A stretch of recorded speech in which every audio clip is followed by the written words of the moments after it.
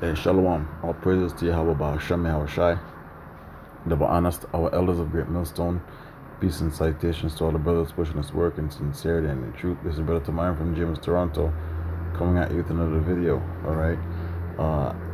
What you're going to see here is that, the title says, Boston man charged with sexual abusing a horse. And the owner of the horses, the one that runs the stable, said, she felt violated. So, let's see what this man did. And, that's how the laws in this place are unrighteous, because this man and the horse should be put down. But let's see.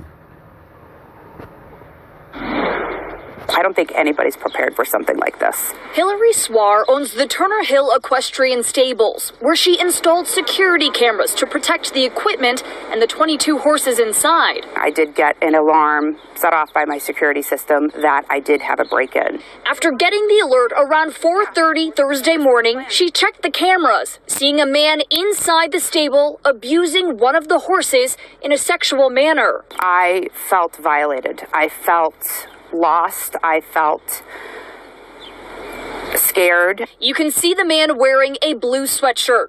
Swar says he knew how to handle horses. Someone who's familiar, someone with horses, someone perhaps in the business, was savvy enough. I bet he does know how to handle horses.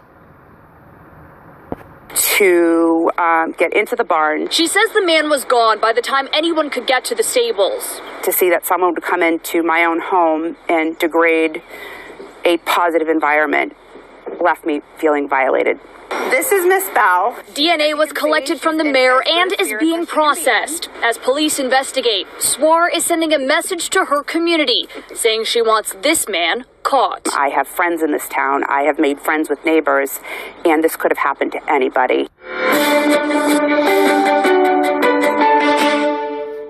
Now, as you can see there, right?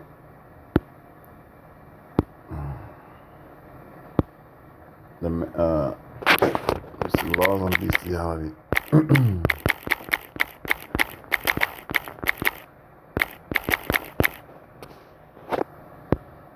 Okay, so you can see what this man did to the horse, and this happens every day. It's not just the horses, right? All these people that you see with dogs, a lot of them are violating their dogs, but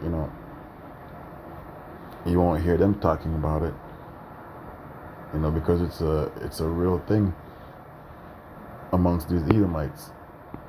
They're into zoophilia, they're into bestiality.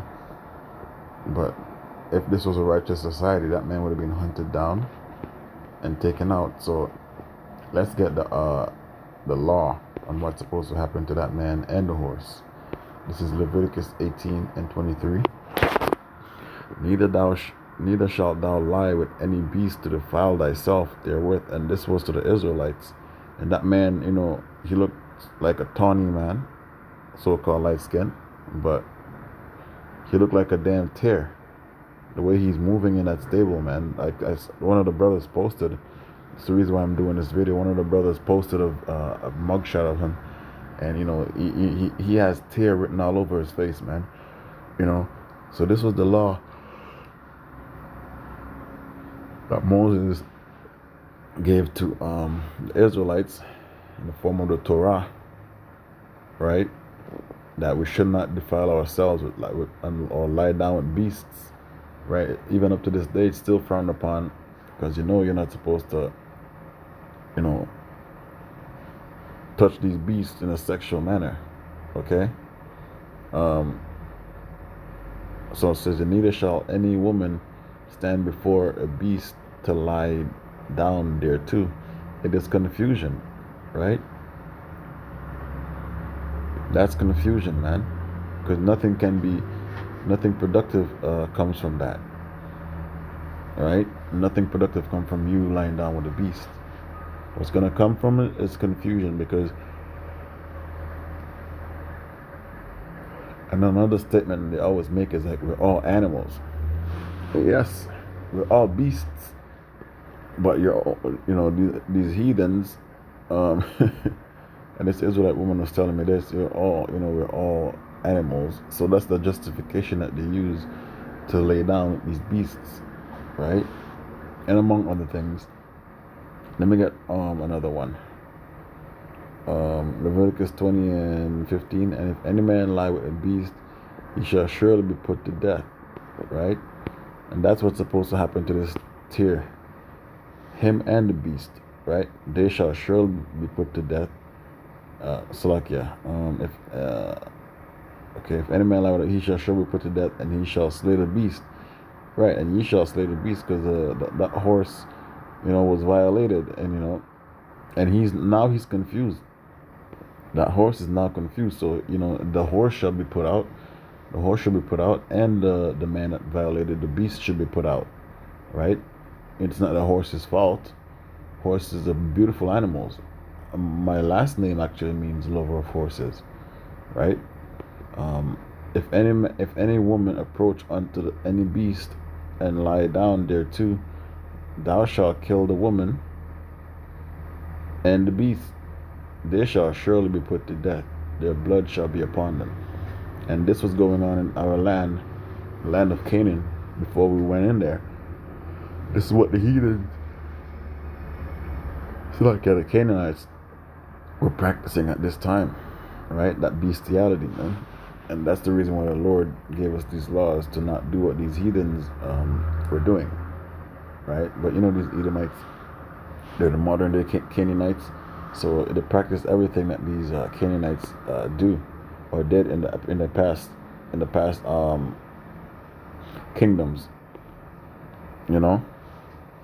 So this is prevalent in this society as well. It might not be horses, but let me tell you what it is. It's dogs, right? And Job actually saw the Edomites and all your shenanigans with you and dogs. There's a very close relationship with people and dogs in this society, and it's kind of disgusting. You shouldn't be treating a dog like that, but at the same time, you shouldn't be treating animals and disrespecting them and harassing them and all that stuff. I don't condone any abuse of any animals whatsoever. You Edomites, it's like you don't have any balance. It's either you go to other countries and slay animals, or you bring them in your bed. So there's no balance. That's the reason why the whole earth is out of whack, right? Job 30, KJV.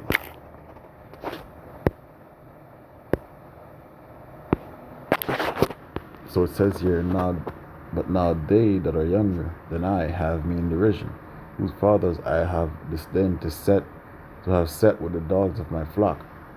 Why? Because Job know that you're the lowest of the heathens, okay, you Edomites, and you would do anything, man, anything, because he knows your history. Job saw your history, right? Which Job is also a metaphor for Israel, and the Israelites know your history with the Edomites, man. The Edomites, we know what they did in the past. They got pushed up in the wilderness and in the caves, and they were doing all kind of things up there with each other and with animals. So they can't help it. But the law on men defiling animals is that the men or the woman that sleeps with these beasts should be put down, them and the beast, right? So Job goes into their their history, and also the reason why he said he wouldn't set them to next to the dog of his flock, besides the bestiality thing, is that they're lower than dogs. Okay, they're also lower than dogs. So when you come across dogs in the Bible, right? So Job tell you that they were violent in the earth, right? When you go into dog, which means loyal, right? When you get compared to a dog in the Bible, let me see. I'll say Psalms 22. Let me see if I'm right. Because David said dogs has compassed him. Why did David say that?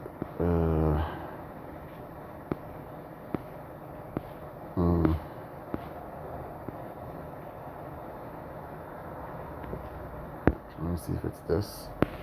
Let me see if it's Psalm 23 also.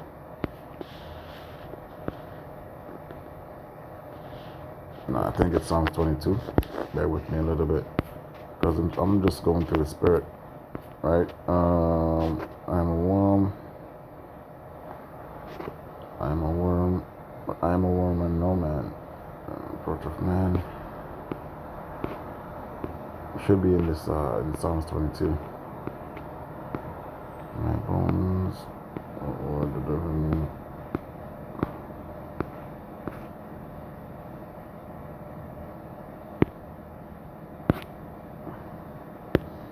Might be in Psalms 24.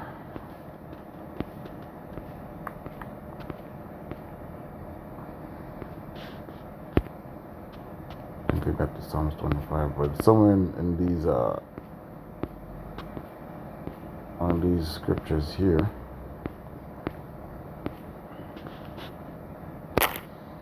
Anyways, just let me get dogs, okay?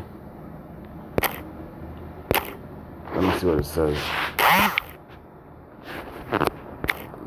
Dogs. Okay, so dogs. KJV. Let me see the scriptures on dogs. Oh, Psalm 22:16. I passed it. But dogs have compassed me. The assembly of the wicked have enclosed me. They pierced my hands and my feet. So he's going into the Lord, right? And who pierced the Lord's hands? These Edomites, right? These Roman soldiers, these Roman centurions, they did it. So they are the dogs, right? They're compared to dogs. That's the reason why you see they have this close affinity to dogs. It's kind of weird, right? So anytime the dogs are mentioned in the scriptures, it's in the lower state, right? Whether it'll be a heathen or you get cursed out and they compare you to a dog. It's the same way that they compare the man to the serpent, right?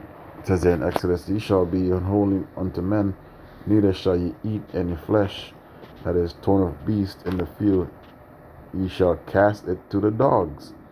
So the dogs in back home we say leavings, whatever you've done and you don't want, you cast it to the dogs, right? And it's always been like that. But when you come here in the West, these animals are treated on a whole nother, not even animals, a dog, right? It's treated on a whole nother level. It's in the beds of people, women. It's on the couches when it should be outside. Really, it should have its own house outside. Right? It says you're king, and if the country is hot, it should be tied outside. Or roam the yard. So it's called a junkyard dog. You know what I'm saying? Him that died of Jeroboam. Okay, yep. In the city shall the dogs eat, and this is going into Jezebel. Is it Jezebel? No, Salakia. He that died in Jeroboam, in the city shall the dogs eat, and him that died in the field shall the fowls of the air. For the Lord had spoken. So when dogs is mentioned, like I said, it's not on a high degree. I mean, like the Lord said, the scripture says anything that the Lord made or created, what's the scripture in Timothy again? And that the Christians use to justify eating anything. But anything that the Lord made is holy, man. It is, because the dog has its purpose. The purpose is to guard. Right, used in the yard, right, to warn you, right, for protection, not to sleep with, and not to have in your bed, because once it's in the bed, it's bestiality, man. All right, and goes into like, why is it just giving me those?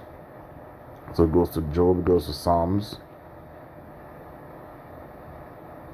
Okay, let me see what it says in Psalms 68, 63. See how much time I have here. That thy foot may be dipped in the blood of thine enemies, and the tongue of thy dogs in the same. So see, David is comparing these heathens to dogs, right? His watchmen are blind, dumb dogs. You see, when dogs are mentioned in the scriptures, greedy dog, dumb dog, right? It says you're a greedy dog because the dog is always gonna eat, whether it's full, it's still gonna keep eating until it throws up. So it's associated there with not having discipline, right?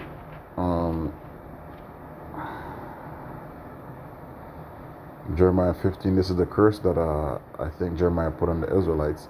I will appoint over them 4 kinds, saith the Lord, the sword to slay, the dogs to tear, right? So now the dog is being compared to a threshing not a soldier per se, but something that is vicious, like the Edomites, right? The sword is the Edomite also, and the dog is the Edomite. This man should be going by the dog as well, just as the eagle. you know what I'm saying? This is Matthew.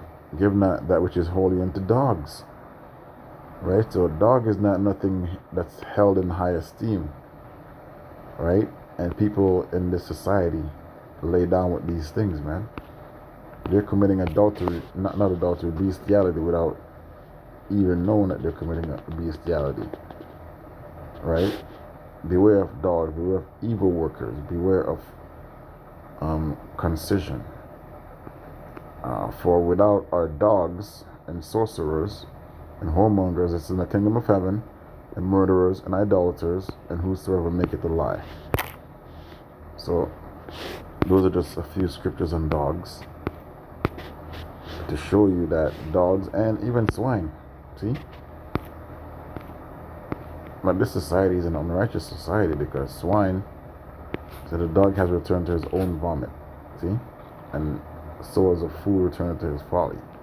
And the swine that was baited to rolling in the mire, right? So these are 2 animals that's being held in high esteem right now in this society, that are not supposed to be held in high esteem. The pork is placed into every food, man. Even snacks that you eat, so there you go, man. Bestiality, and I believe that story is just being pushed out there just so that you can get comfortable with people defiling animals too, man. Because you never know Esau. You have to, you have to always watch it with Esau, man. You can't trust this man. So all praises to Yahweh, Bahasham, Yahushai, double honors to our elders of Great Millstone. Peace and salutations to all the brothers pushing this work in sincerity and truth. Shalom.